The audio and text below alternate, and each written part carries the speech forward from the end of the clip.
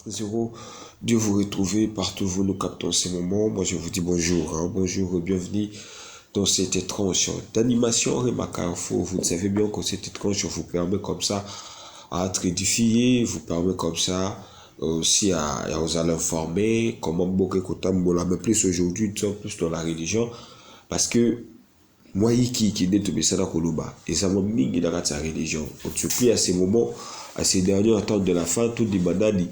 Nous toujours soyez la mission évangile d'ailleurs, ma mission baïe ma lebier soyez, ma mission lebier soyez, ma mission baïe comme moi Jésus et ça comme moi bien, il y a Lucifer on ne sait pas. Et dans notre étrange d'animation remarque Carrefour, on est rubrique invité et dans cette rubrique où il permet à Rabino d'apporter connaissance, où il permet à Rabino d'avoir un plus par rapport à ma invité au Baléana numéro 1. Et aujourd'hui, on a un réel plaisir de recevoir encore frère Pierre Casse par rapport à nos amis au Toyabaki Lobby. Il faudrait préciser au Balobaki qui est le nom de Jésus par rapport à la divinité. Le nom de Jésus, c'est un nom de Lucifer. C'est pas un nom, on ne peut pas invoquer, on ne peut pas prier comme Botorombe Garote parce que le vrai nom de Jésus, c'est Yehoshua. Et frère Cass va essayer, il va essayer de nous éclairer dans ma verset biblique. Est-ce que c'est vrai, le nom de Jésus, ce n'est pas son vrai nom. Son vrai nom, c'est Yehoshua. Est-ce que c'est vrai?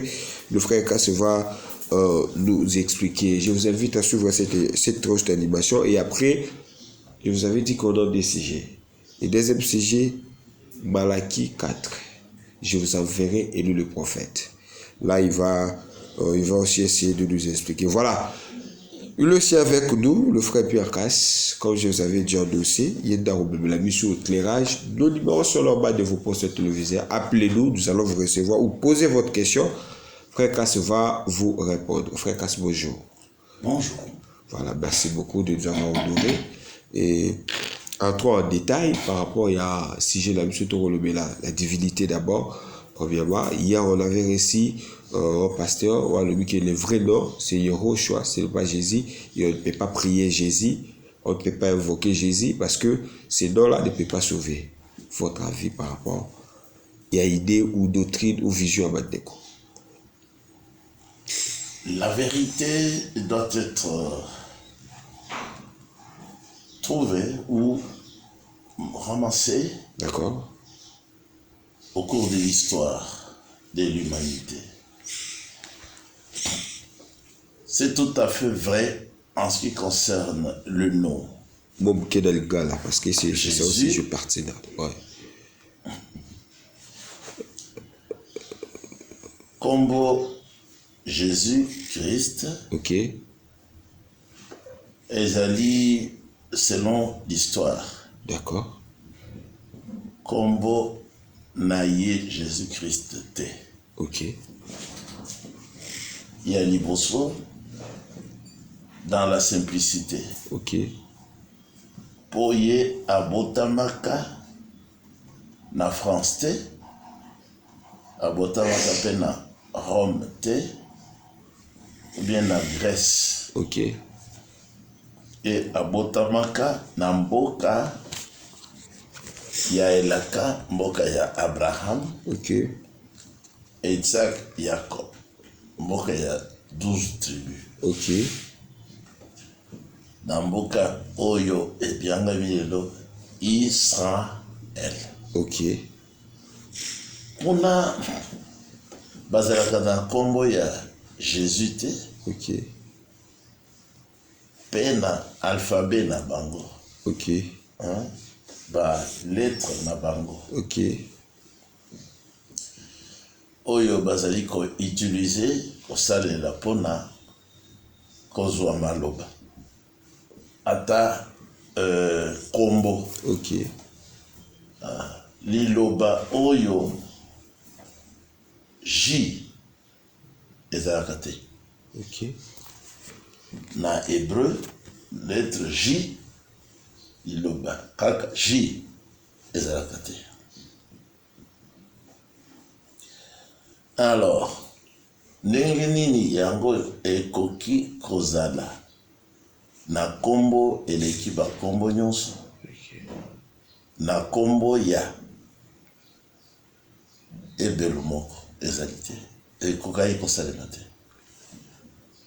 donc kombo na ye mpe eutaki na sete eutaki na likolo. Ok. Ange ou bien malak. Ok. Gabriel nde ayaki nango alobaki na Miriam, Marie te, kombo ya Marie mpe ezaka na bana Israel te.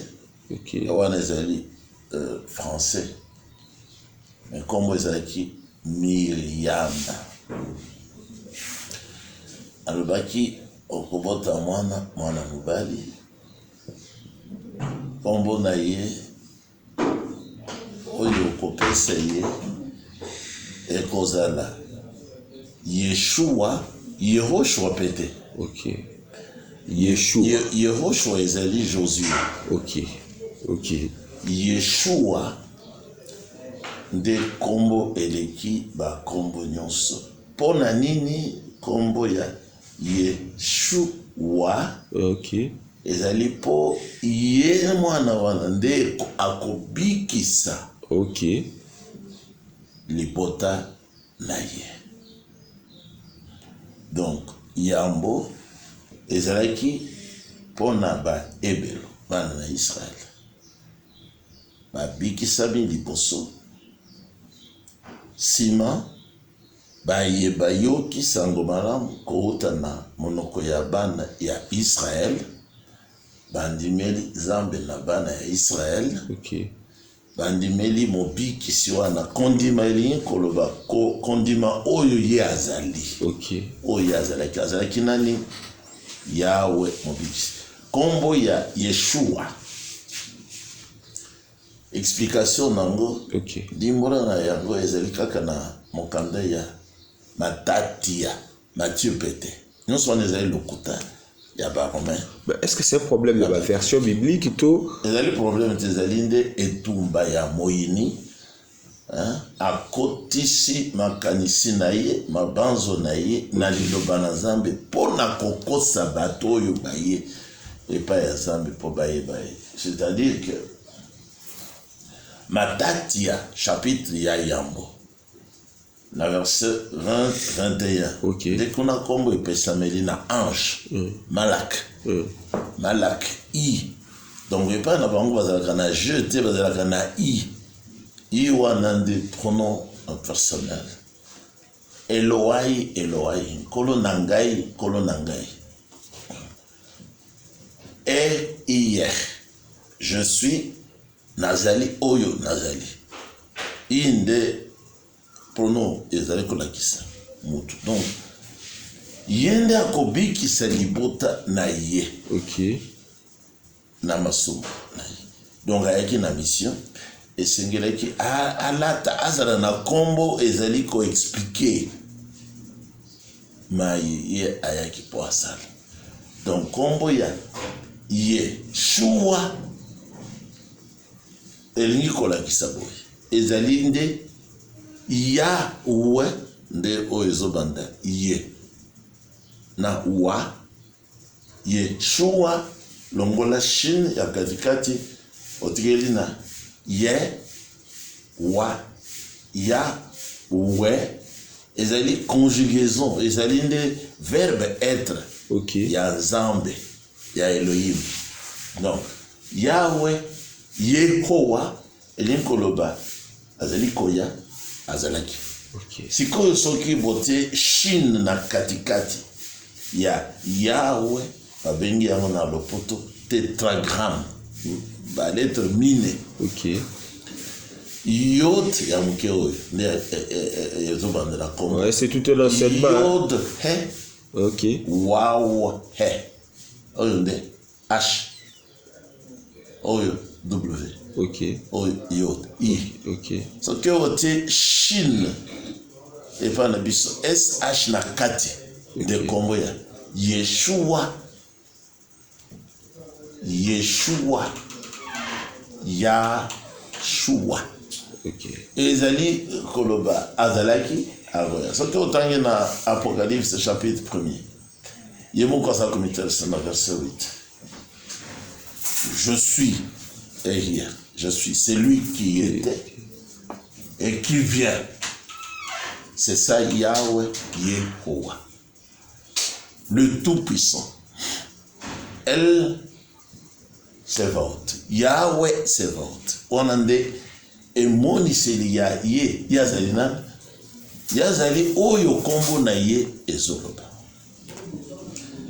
Mais kaka na kati na kombo wana nde lobiko ezali. Pardon, bolimisi abaso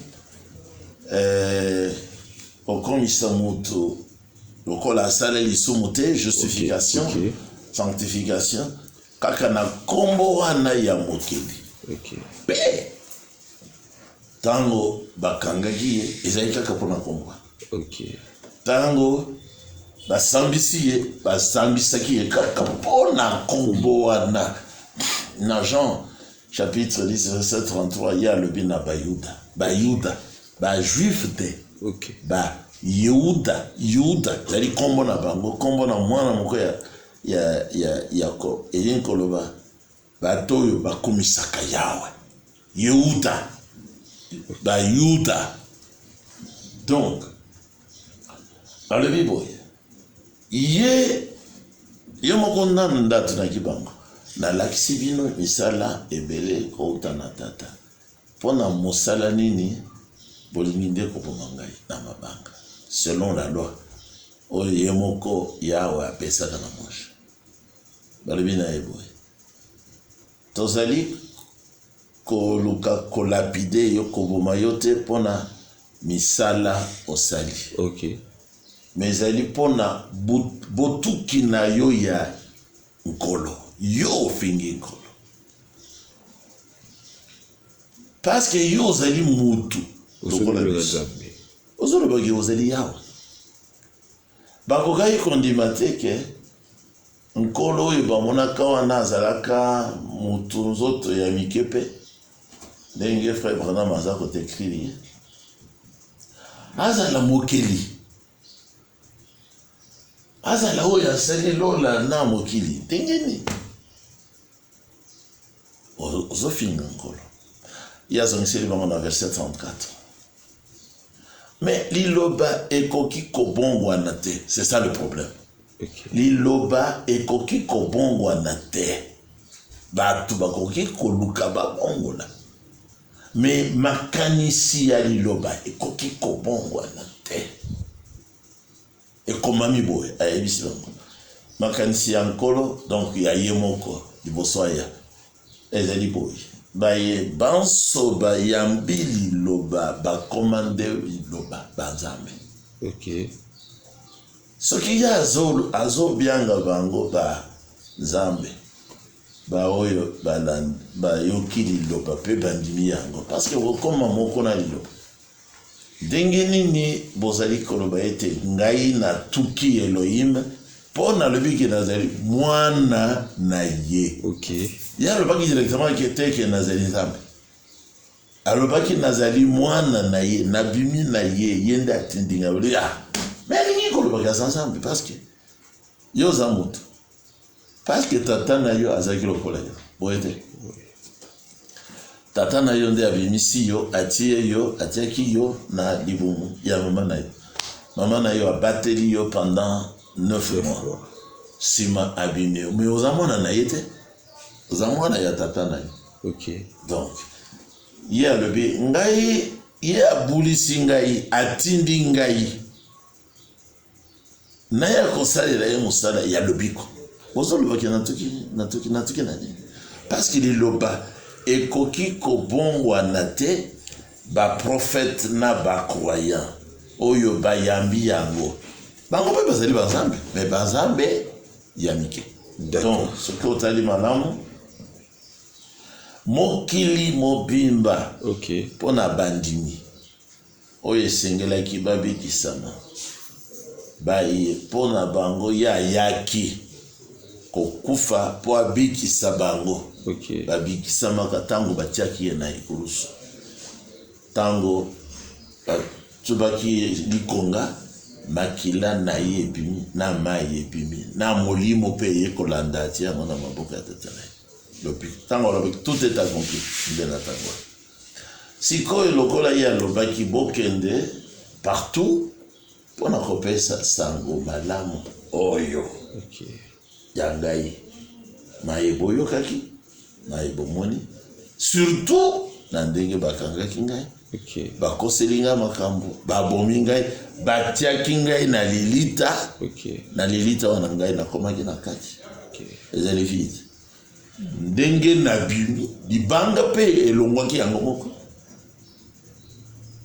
ange nde alongolaki libanga basoda bamonaki. D'accord, mais est-ce que alors après oui, tango sango ekomi na epai na biso bapayen bapagano egoyime toza na habitude ya kokosa kochange bakombo ezala kombo ya Yosef oyo mwana ya Yakob tango azalaki epai na biso na Egypte bachange kombo na ye babengi Tafnat Panea bachange bana na Israël tango bazalaki na Babylone misato bien mina bachange bakombo na bango banania bakomaki ba Shadrach, Meshach, Abednego bakombo ya banzambe ya lokuta yango wana kombo na Yeshua lokola tozali kote ya bapotre baza kolakisaki nde azali nzambe alobi alors tolongola oyo ya ye kombo topesa ye kombo ya banzambe na biso confusion et continuer donc kombo ya Jésus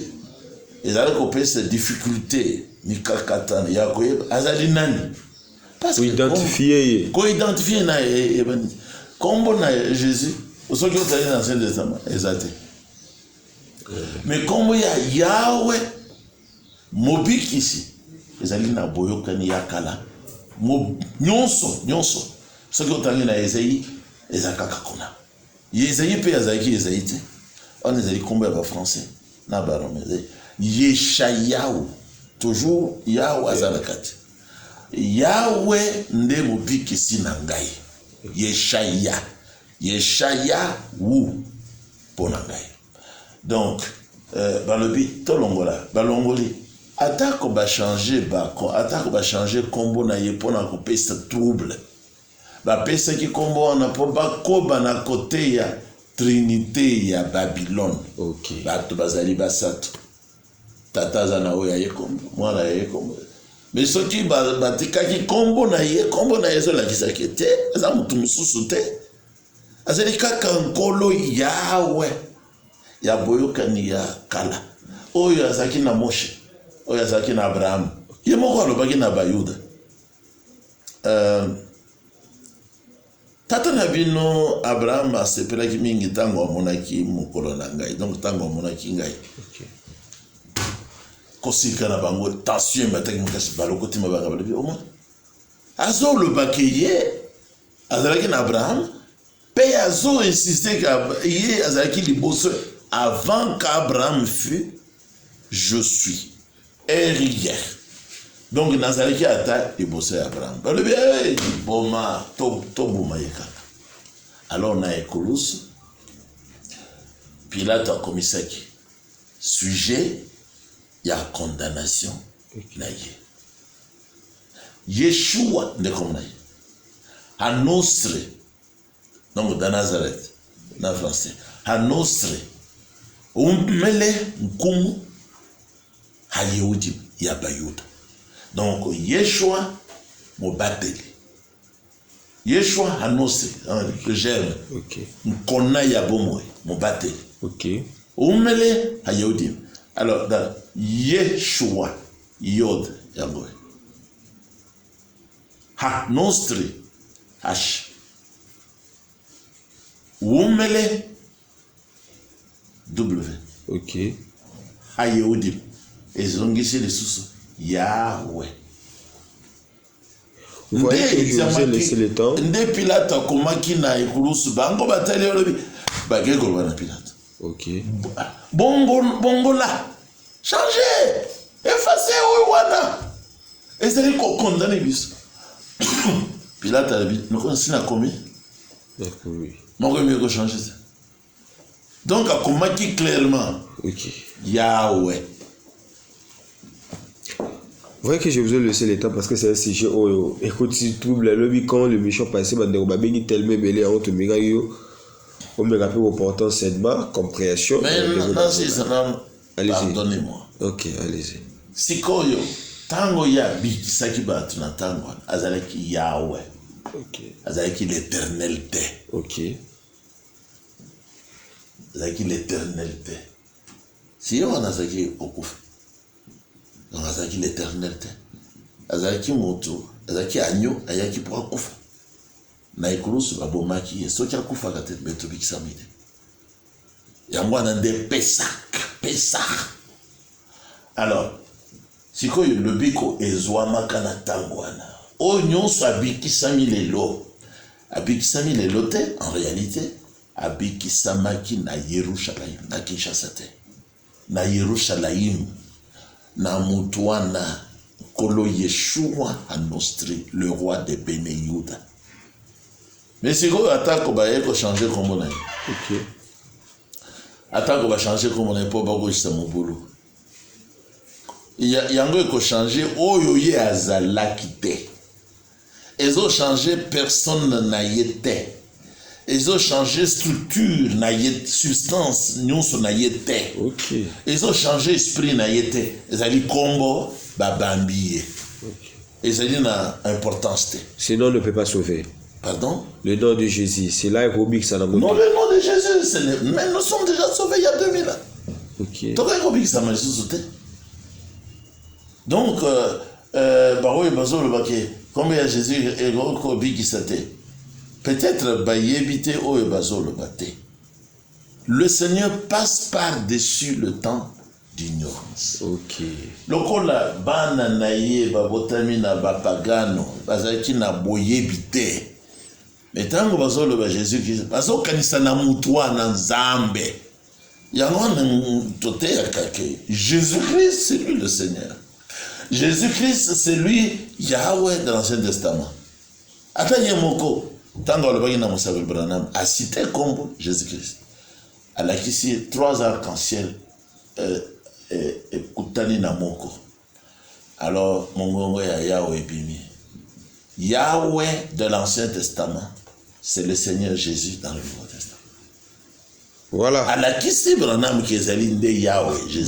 Merci beaucoup, frère Cass. Vu que le temps, nous sommes coincés par le temps, bientôt, qui vous avez compris comment est-ce que le frère Cass a enseigné. La PC Pizzata, il y a pour expliquer, parce que il fallait mettre au point de vue à frère Cass, ou qui a porter certaines corrections par rapport à Mario Bandegobaloba Lobby. Tout à la deuxième sujet, il y a Malaki 4. D'abord, on va tout foutre le sujet. Il y a un dieu où est la Nicolas William Branham. Pouvez-vous nous expliquer c'est quoi le dieu? Qu'est-ce qui s'est passé? La dieu, un homme en tant que prophète. Ok. A talisaki yango na dessin na assemblée. Ok. Que mikolo oyo mizali koya eloko ya boye lipata. Ok. Et kozala na likolo. Ok. Et kozala nde esalemi na mapapu ya ba ange ya lola. Ok. Tango bakoya kotala ngai pona bofongolami ya buku esantu Biblia. Atiaki yango na tableau na assemblée na ye. Sikoyo tango wana ekokaki. Ok. Alongwaki epai na ye na Jeffersonville. Esika frère Thomas ali na assemblée. Ok. Akei na bangomba azaki kotinda mamingi na nkolo na région montagneuse. Ok. Po ye nkolo alingaka kokita na ngomba mingi ata na tango ya Moshe kaka ngomba. Alors yepe a sentir présence ya Nzambe alobi na ba frère mosusu. Là c'est William Branham. Botango musika parce que na kozo visitation c'est bon. Ok. Kake moko ya makasi betaki et pasuli ata ba rocher. Bato mingi bakanisaki ezali nde liwa. Sima na ya kake wana moko sambo te. Ba ange sambo ya lola bakitelaki ya lobi. Na monaki point. Okay. Na monaki litoma sambo 7. Mosika baza kota na éternité. Na tango kaka ya kotala na sisika ko compter bazaki déjà tout près. Ok. Donc vitesse insignifiante. Bah le côté frère Branham, bah netolier. Tina quelque part dans les airs. Ok. mokonzi na bango alobi na frère Branham zonga na ville na yo epai na yo na Jeffersonville epai outi parce que ngonga ekomi po biso tofongola mabomba misambo les 7 sauts po yo pe okoka kotanga parce que ezali ekangamaki atako bato baza kotanga memoya ya kososola ezaki te mpona ntango alors ntango ye bakitisi ye bazongi na bozongi na bango mapapu na bango entraîné nuage nuage wana esali mutu ya nkolo miso na ye eza komonana zolo na monoko na mandefu barbe peye pe ayebaki te ayebaki te ke ezali dessin ya elongi photo passeport ya nkolo mais baprofesseur ya université lokola ezalaki phénomène national et nuage etelemaki na lola dans les airs à peu près bangonga ebele bazwaki baavion bake kofilme yango photo tozana ngo ezali film ya baprofesseur mais bayebaki te eza nini parce que bazwi photo mpo bakende kosala étude frère Branham alobi nakoyebisa bango te ezalaki nini parce que ata soki nayebisi bango bakoyebana te signe wana ezalaki nde mpo na bino signe wana nde ekomami na Daniel 12 verset 4 tiens les paroles secrètes et le livre scellé jusqu'au temps de la fin. Signe wana nde elakisi tokomi na ntango ya suka. Alors beaucoup liront le livre au temps de la fin. Le livre du Seigneur, le livre saint, devait être ouvert à travers le ministère béni de William Branham. Alors encore là le baginaï. Voici les 7 sceaux. C'est le secret sur la vérité, le mariage et le divorce. La vérité sur le secret. C'est secret à William Branham, mariage et divorce. Oui, wanande nkolo ayebisi na frère Branham. Bilembo sambo. Yango oyo alingi atanga na le saut de Pâques. Le saut de Pâques. Secret ya Pessah ezaki nini. Ezaki liwa ya nkolo pe résurrection na ye. Alors alobi kezalaki nguya ya nkolo eyaki pona kofongola bilembo sambo yango oyo. Au numéro 1, vérité sur le mystère ya mariage et divorce. Polygamie. Kolonde ayaki poate yako. Vérité sur le mystère de la semence du serpent. Polygamie pe etiamaki pona nini pona semence du serpent. Oyo serpent akonaki na mokili pona kopesa confusion. Alors nkolo a élevé mobali akiti mwasi naba mystère mosusu lokola divinité baptême mwasi akokote ete nyonso mystère ezaki ekangamaki na buku oyo ya nkolo le livre de vie esengelaki les 7 sceaux ezali brisé po biso tokoka Branham atangela biso pe totangela bato mosusu. Donc c'est ça. Écrit à l'ange de l'église de Laodicée. Donc écrit au malak, au messager, au l'église. Il y a Souka. Il y a Souka. Laodique.